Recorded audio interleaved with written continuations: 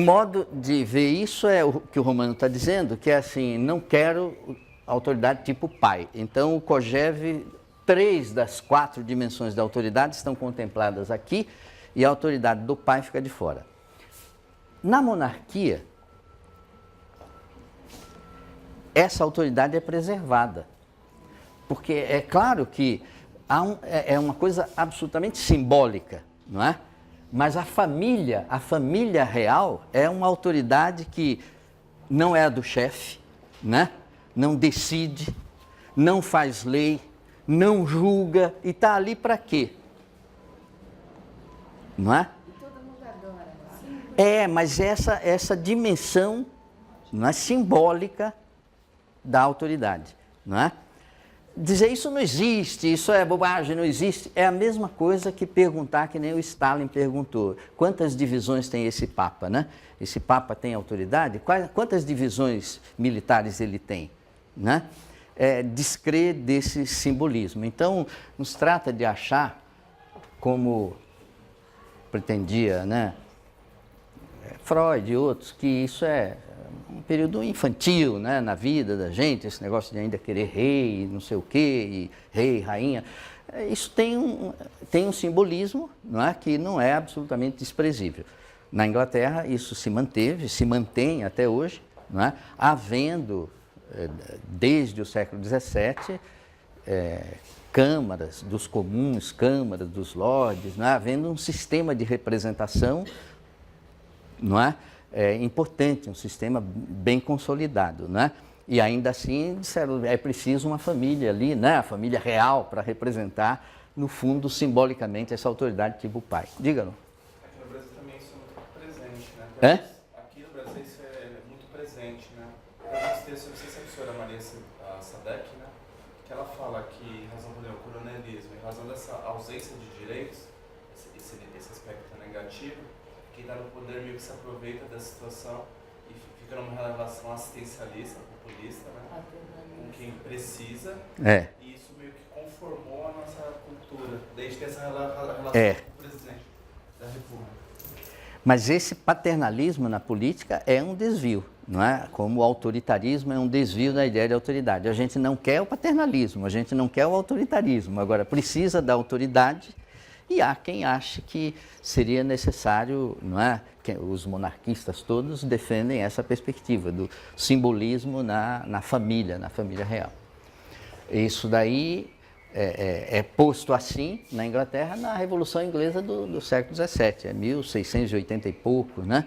Que se resolve, o rei lá, acho que era o Jaime I, diz assim, olha, você está aqui porque a gente quer, fica aí, né? Bonitinho, representa bem, está tudo bem, mas não vem com essa de que você recebeu essa autoridade de Deus e que você vai fazer e acontecer e mandar, né? Fora disso daí, né?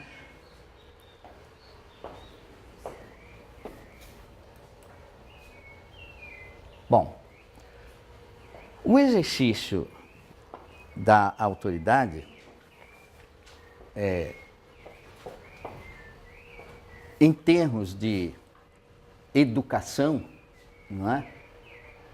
Em termos políticos, a gente tem que estudar separado. Em termos de educação, ele se situa nesse espaço, né? Necessário aqui, entre a situação de anomia e a situação de consciência, que leva à autonomia, né? A expectativa num país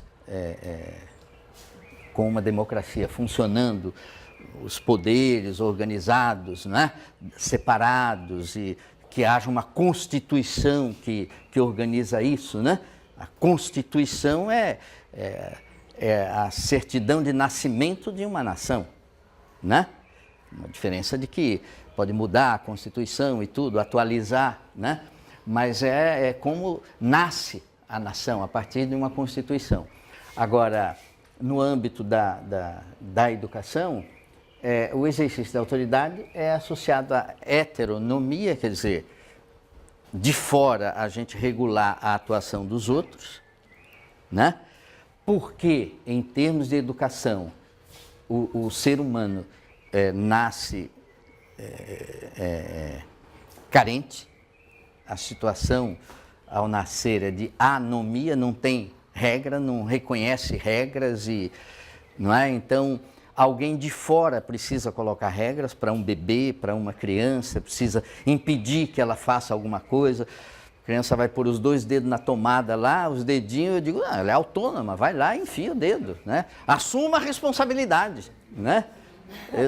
Eu vou lá e impeço. Agora, não se espera que você fique agindo assim com adultos, ainda que a regra seja agir assim com adultos. Haja vista os limites de velocidade nas ruas da cidade, né? Nas rodovias, na rua. Evidentemente, se o argumento é diminuir o número de acidentes, reduz a 0, que aí certamente não vai haver acidente de carro, né? Se os carros puderem andar, não puderem mais andar, não vai mais ter acidente de carro, né? Mas é uma situação anômala. Você, de madrugada, está vindo do aeroporto para casa, numa marginal absolutamente vazia, e você está numa pista 50, na pista local, né? E em alguns lugares 40, quando está saindo assim, né? Quando, quer dizer, ninguém acredita que você seja educado o suficiente para não fazer besteira, né? Não acredita nisso. Então, enquanto não se acredita, heteronomia neles, né? Mas a perspectiva é de um crescimento da consciência e que se chega a esse nível de autonomia. Em muitas autoestradas alemãs não há limite de velocidade, você vê carro passando a 200, 180 e daí. Agora, a responsabilidade significa, fez besteira, tem preço isso, né? Assume a responsabilidade. Provocou um acidente e tudo, não é assim aqui que, né? No máximo paga uma fiançazinha e vai embora livre, leve e solto, né? A consciência é pressuposta. Furou, você é responsável, meu. A autonomia é assumir a responsabilidade. Diga, Luciano. Nesse caso da heteronomia, É. É? É? O que o Foucault fala, né? O Estado está buscando menos de penalizar diretamente e só fica vigiando, né? É o caso da de São Paulo. Você tem a sua liberdade de ir e vir e a todo momento você tem câmeras para todo lado, para você ter a noção que o Estado está de olho em você. Na hora que você der um passinho além, bom. É. Agora, isso é um desvio, em princípio, esse excesso de regulamentação, né? Os números são usados para justificar isso. E a argumentação básica é que os números não mentem. O número de acidentes caiu tanto e não sei o quê, então, número não mente. É verdade, mas é verdade também que mentirosos usam números. E esse é o ponto. Quer dizer, o modo como os números são usados, esse é um modo frequentemente mentiroso, né? O cara está aqui jogando dados, ele não sabe o que está acontecendo, mas ele joga um dado. Aí ele joga o dado uma vez, deu 1. Aí joga um dado outra vez, deu 3. Aí ele já divulga o resultado. Olha, está crescendo. Próxima vez que eu jogar, deve dar no mínimo 6, 7, não é? É uma coisa aqui aleatória, mas, não é? Mas você faz inferências aí, a estatística é terrível, né? Na mão, você torturando suficientemente, a estatística confessa qualquer negócio. Né? Basta torturar os números adequadamente, né? Mas isso acontece nas ciências sociais, você vê o pessoal fazendo análise empírica. Você não vê a dinâmica do que está ocorrendo ali, você vê aquele dado estatístico paradinho, parece que aquilo representa a realidade, não representa. Remédios, vacinas e remédios assim, de linha de frente, são testados em ratos inicialmente e tudo, né? Depois o pessoal fica certinho que se funcionou no rato, vai funcionar na gente, ó. Quase isso, né? Vai ser meio parecido, né? E estatisticamente vão indo bem, porque em geral funciona, né? Em termos de DNA, a gente não é tão diferente de um rato, né? O material genético que nos distingue de um rato, né? Até pouco tempo era chamado, acho que ainda é chamado de junk, de lixo, né? Quer dizer, o material genético mesmo que vale a pena eu mapear o gene que está ligado a isso, o gene que está ligado àquilo, é um material pequeno, né? A grande maioria é chamado lixo. Não, isso não serve para nada. No entanto, o que nos distingue de um bicho é mais o lixo do que a parte mapeável, né? A parte mapeável mostra que a gente é muito parecido até de uma lesma, né? Então, nada contra fazer essa experiência com ratos, né? Mas não há ciência no sentido experimental. Eu poderia concluir que numa população de ratos isso aí é certo, né? Que vai acontecer com margem de erro e tudo, mas não entre seres humanos. Bom, mas o fato é que a autoridade na educação ela se exerce necessariamente. Em termos políticos, há quem acredite na anarquia e quem não acredite. Em termos educacionais, há quem acredite que não precisa de escola, basta a família, não é?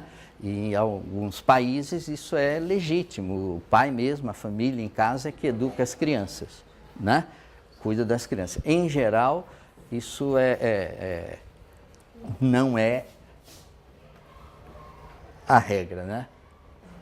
Na questão da autoridade, não é? Da caracterização assim da autoridade, há um paralelismo aí com essa ideia então de autonomia, há uma convergência. Veja que a autonomia significa a gente se submeter a regras que a gente aceita conscientemente como se fossem nossas. Você olha para a regra e diz, eu estou nessa, então essa regra é feita sua, você é autônomo, se segue uma regra que você fez sua. A autoridade, o paralelismo é eu consentir por considerar essa coação legítima, né? Há uma analogia aqui entre a relação entre a cópia assim, e a criação, né? Porque a responsabilidade que advém da criação é mais ou menos explícita. Agora, a que vem da cópia, de um modelo na construção da autonomia, ou seguir modelos para poder criar pessoas que pensem assim ou assado, isso é colocado em discussão. Mas o Manuel de Barros, poeta lá do Pantanal, né? Tem um poeminha que minimiza essa diferença entre autonomia e autoridade, né? No caso da relação cópia-criação. Esse é o poeminha do Manuel de Barros, ó. Está no livro das ignorâncias escrito assim mesmo, né? No livro dele, livrinho de poemas, né? E o poeminha é só isso, assim, ó. Repetir, né? Até ficar diferente, né? Repetir é um dom do estilo. Então, a cópia não briga com a criação, né? E, modernamente, a gente tem hoje, assim, a situação da China, né? No universo aí da produção industrial, né? A China, atualmente, ela patenteia, assim, inovações, descobertas, coisas novas, criações, mais do que os Estados Unidos e a União Europeia juntos. Se você juntar os Estados Unidos e a União Europeia, todos os países, a China registra mais patentes de inovações em todas as áreas do que todos os outros juntos, não é? E a associação direta que se faz com cópia, e cópia mal feita, e cópia simplificada, e cópia barateada é a produção chinesa, né? Mas isso é uma etapa. Na escola, era a etapa da cópia. Copiar, escrever, né? Isso hoje virou coisa de... Não, isso é coisa de subdesenvolvido, aí ficar copiando. Não, pega o tablet de uma vez e não sei o quê. Mas cópia não é uma coisa importante. Mas quem ajudou a gente a salvar um pouco a importância da cópia, no caminho da construção, da criação, foi o Vygotsky, né? O Vygotsky com um conceito do Vygotsky, que é o conceito de zona de desenvolvimento proximal, né? Esse é um conceito que todo mundo que lê o Vygotsky destaca, é um dos conceitos-chave assim, do Vygotsky. Existem outros. Vygotsky tem uma meia dúzia de conceitos assim, absolutamente cruciais, né? Esse de zona de desenvolvimento proximal é um deles. Quer dizer, para qualquer criança, né? Em qualquer nível, qualquer faixa etária, existe algo que ela sabe fazer, a criança sabe fazer, conscientemente. Se você pedir, ela faz, não é?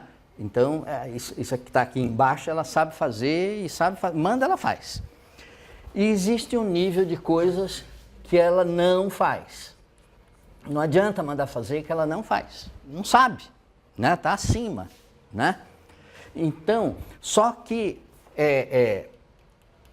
há um nível aqui assim de coisas que, se a criança for monitorada, for ajudada, ela faz. O que ela faz conscientemente é um nível. Agora, tem um nível aqui, né, em que se eu ajudar, se eu pegar na mão ou se eu ajudar, ela faz. Essa região entre o fazer consciente e o fazer monitorado é que é a zona de desenvolvimento proximal, não é? E é aí que a gente tem que trabalhar como professor, né? Quer dizer, promovendo esse fazer que não é ainda um fazer consciente, mas está no caminho de se tornar um fazer consciente, né? A tabuada, no caso da matemática, é uma coisa assim, execrada atualmente, tabuada. Mas eu digo, não, tabuada é importante, eu sou professor de matemática, tabuada é importante. Eu não falo tabuada não, que o povo não gosta. Diga assim que você está trabalhando na zona de desenvolvimento proximal, que aí eles acham legal. Porque a tabuada é a zona de desenvolvimento proximal. Você ainda não sabe conscientemente. 6 vezes 7, 42, 6 vezes 8, não sei o que lá, 6 vezes... Você está repetindo. Você está olhando uma tabela e vendo simetrias, né? Vendo regularidades. Você está aprendendo. É um fazer monitorado, o fazer da tabuada, né? Depois que você sabe de cor, saber de cor é uma glória, né? Porque saber de cor é saber com o coração. De cor é com o coração. Eu nem preciso mais pensar, bateu, eu já falo, né? Aí eu não preciso mais do monitoramento, já sei fazer. Mas até eu saber fazer de cor, conscientemente, eu faço ajudado e eu estou crescendo. A cópia é zona de desenvolvimento proximal também, não é?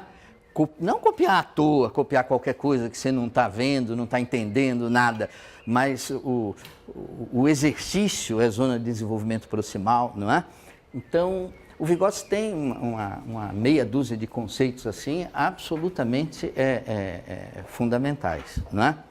A questão do sentido, significado, conceito, né? O sentido é pessoal, o significado já envolve que é partilhável nos sentidos, o significado está no nível assim da palavra, né? Palavra com o significado, já o simbólico, mas o conceito é quando você parte para a generalização.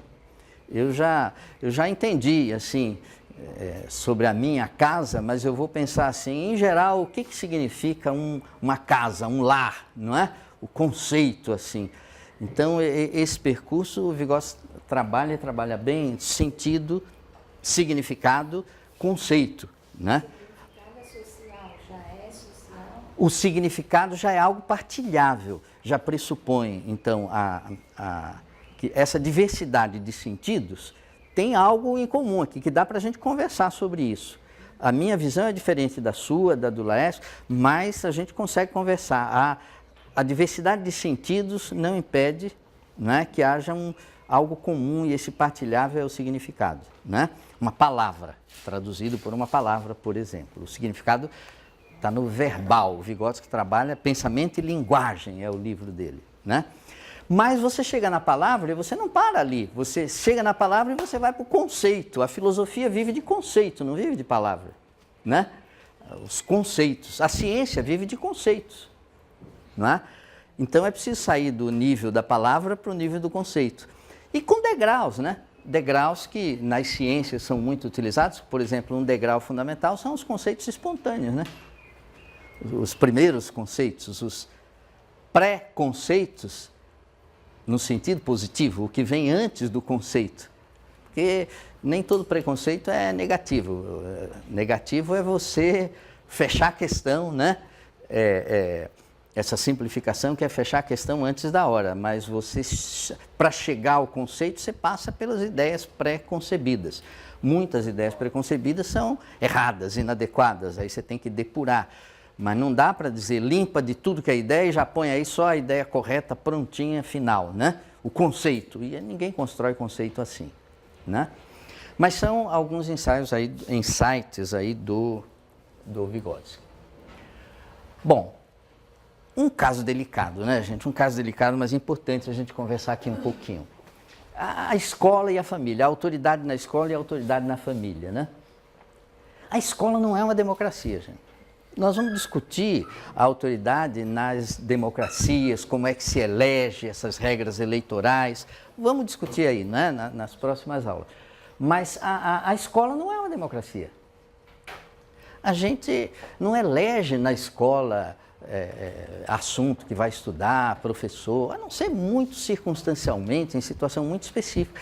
Quando você diz que não é uma democracia, não quer dizer que abriu a porta para o autoritarismo, mas a família não é uma democracia. A gente não elege o pai, elege a mãe, escolhe o melhor pai, o melhor pai é o meu, seja lá qual for, né? A melhor mãe é a minha. É isso, né? Então, fala que não é uma democracia, parece que tudo precisa ser e funcionar como uma democracia. Nós vamos discutir um pouco sobre a regra da maioria, um dia desses aí, né? Que em geral é associada à democracia essa regra da maioria. Claro que em muitas situações na vida, a regra da maioria não funciona. Não, está todo mundo falando isso, mas eu digo, não é isso que vale. Não é? Então é preciso não ter medo de enfrentar situações em que, assim, não dá para falar em termos de democracia, não dá para falar em termos de simetria, né? E essas situações envolvendo a escola e a família são muito frequentes. Dizer isso, em geral, você é logo classificado como entulho autoritário, né? Velho, decrépito e tudo, né?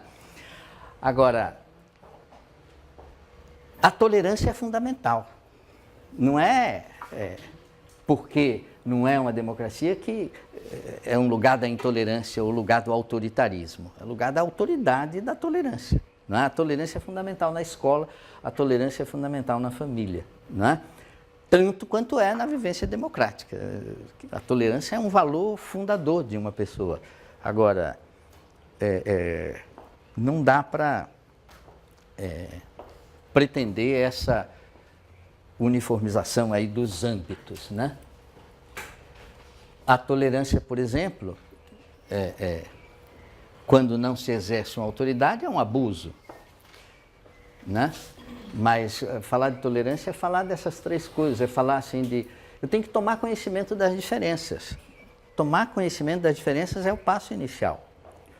Colombo, Cabral, esse povo chegou por aqui, né? E tomou conhecimento assim das diferenças, né? Não consta que tenham sido tolerantes, né? Isso é um pontapé inicial, tomar conhecimento das diferenças. Outra coisa é o reconhecimento do direito à diferença, né? Porque chegar aqui e dizer, olha, tem um índio ali, né? Coitadinho, né? Ele nem conhece a nossa religiãozinha, vamos ensinar a nossa religião para ele, né? Vamos catequizar. Isso não é ser tolerante, né? É o reconhecimento dos direitos, do direito à diferença. E mais do que o reconhecimento, você pode reconhecer e fechar o nariz, dizer, eu reconheço, mas não cheira bem, eu não quero saber, né? A tolerância passa pelo respeito, pela igualdade nisso que a gente tem de ser como cidadão, né? Como pessoa que cumpre as normas.